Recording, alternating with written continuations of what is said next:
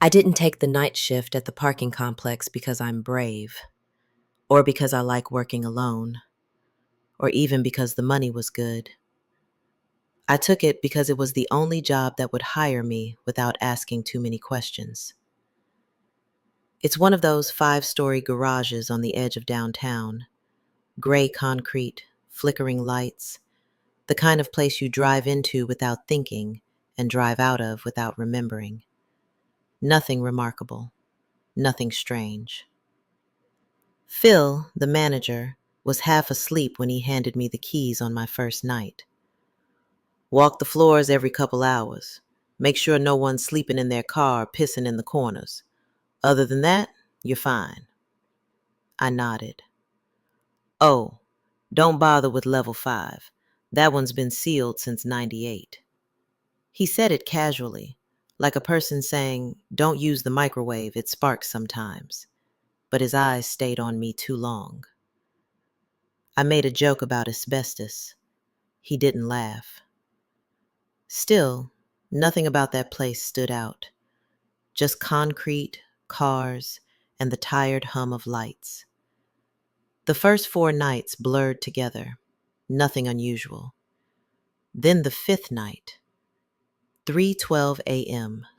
I remember the exact minute because the green digits on the intercom panel was the only light in the booth. The radio crackled. Then a sound, soft, breathing, a slow inhale, a long, dusty exhale. I froze, coffee halfway to my mouth. Another inhale, louder this time, like someone was leaning closer to the mic. The breathing stopped, and then I heard a scraping sound like metal on concrete. Then silence. As soon as Phil walked in shortly after sunrise, I shoved the keys at him and left without a word. On the 6th night, and again at 3:12 a.m., I heard the noises again. It was a long, drawn-out screech across metal, yet this time it sounded closer. I grabbed the flashlight before my mind could catch up.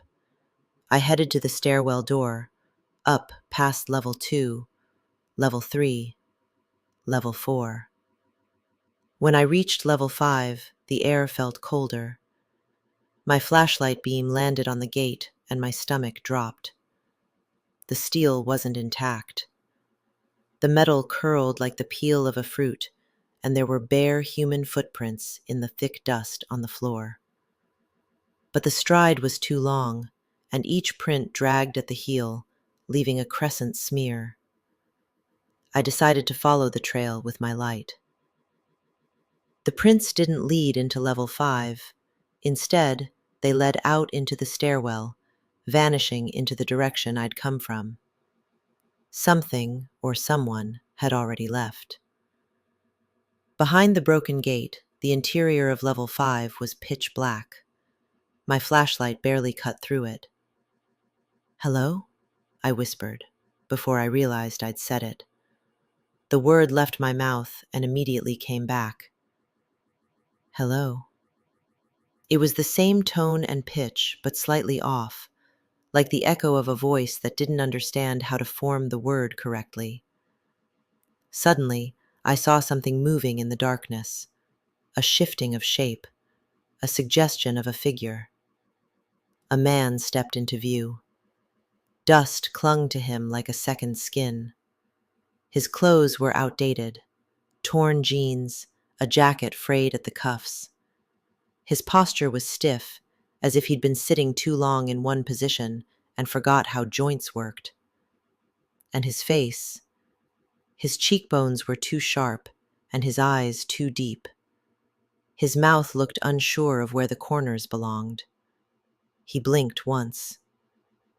"Where," his voice cracked mid-word, "is everyone?" I stepped back, and he took a step forward. His movement was all wrong. I ran down the stairs, skipping steps, and I didn't look back. I made it to the security booth and locked the door.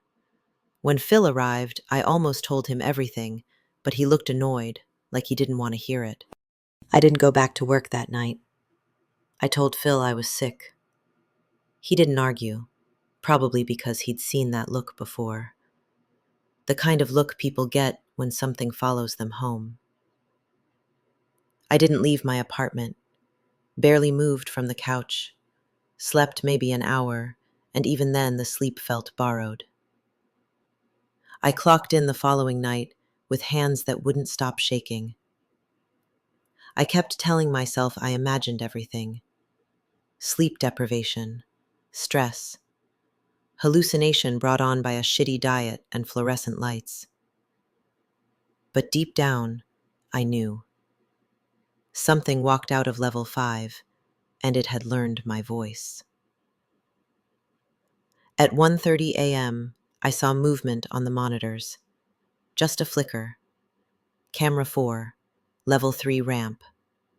A figure with its head lowered, arms stiff at the sides, walked through the frame, barely visible at the edge of the grainy view.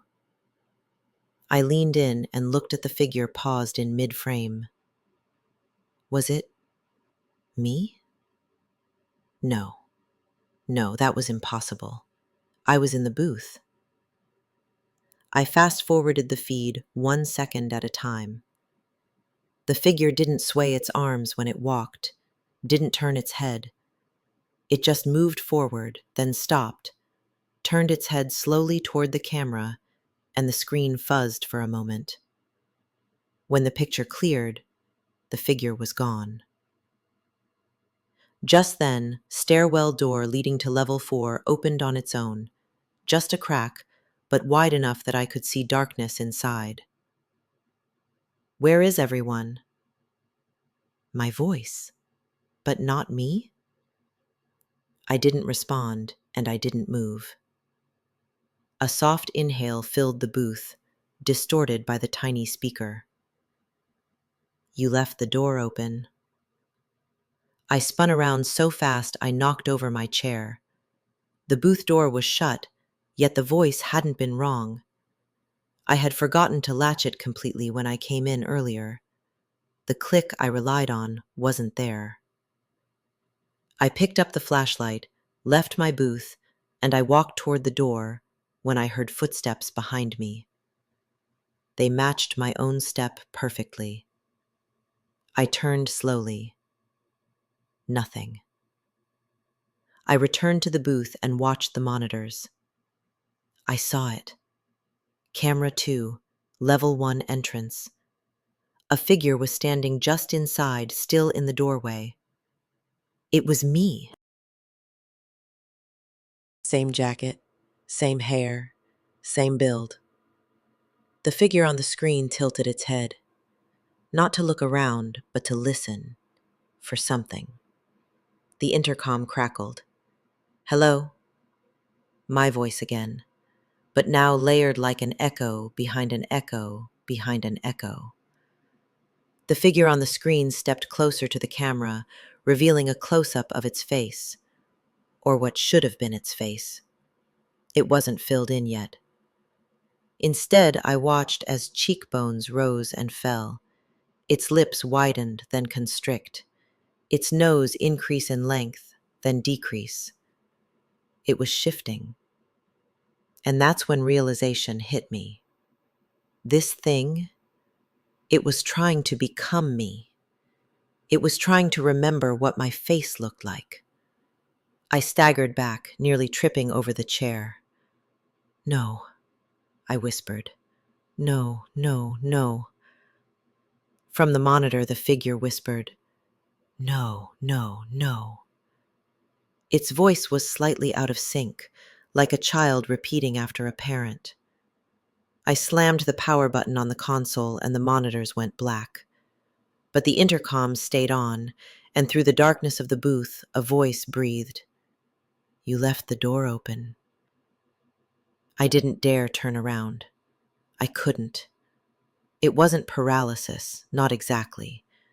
It was something deeper, some ancient instinct that knew if I acknowledged the thing behind me, if I saw it, I wouldn't leave that booth as myself. The breathing behind me grew steadier. When I reached, slowly, for the walkie on my belt, the breathing stopped and a voice, my own voice, spoke softly. Don't. My hand froze. Then the voice spoke again, still mine, but smoother, more certain. Turn around. I didn't, because I saw it in the reflection of the glass. Its face was finished. My face. Every detail down to the scar on my chin from when I fell off my bike as a kid. The only difference was the eyes. When I blinked, it didn't. When I swallowed, its throat stayed still. When I exhaled, its chest didn't rise. It smiled. I didn't. You left the door open, it whispered. And then, black. Not unconsciousness, not pain, just a blankness, a curtain falling. I don't remember getting home. I don't remember unlocking my apartment door. But I'm sitting here now telling this story, trying to piece it together, trying to make sense of what happened. I look normal. I sound normal. My reflection follows my movements again. Everything makes sense, except sometimes, when I breathe, I hear an echo behind it, like someone inhaling a half-second later. Sometimes, when I speak, I hear a faint delay. And sometimes, when I think back on what happened, I remember it from the wrong angle, like I'm watching myself instead of being myself. I keep telling the story because people need to know and understand. Something walked out of level 5. It learned how to be me. And now that I've told you everything, and that I've said it out loud, and you've heard my voice, I think you'll understand. I think you'll see it clearly. I think I left the door open. Where is everyone?